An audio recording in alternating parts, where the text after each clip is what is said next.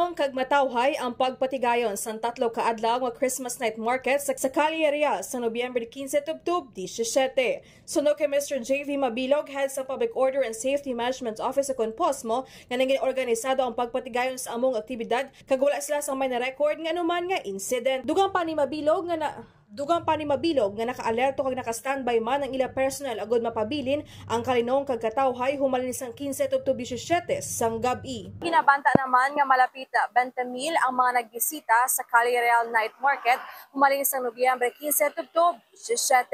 Report nagikan sa Iloilo City ni si K5, Jenny Kauyon ng Trans Kampiyon na Balita, Serbisyo Publiko. Kalingawan sa Iloilo, K5 News FM. Ang ining balita ang ginadulong sa inyo sang DTX Coffee Mix. Himo sa natural nga sangka pareho sang amarkuso, chia seeds, sugared cane extract powder. DTX Coffee Mix. Nakakapi ka na, naka-detox ka pa. DTX Coffee Mix. Mabakal sa mga butika.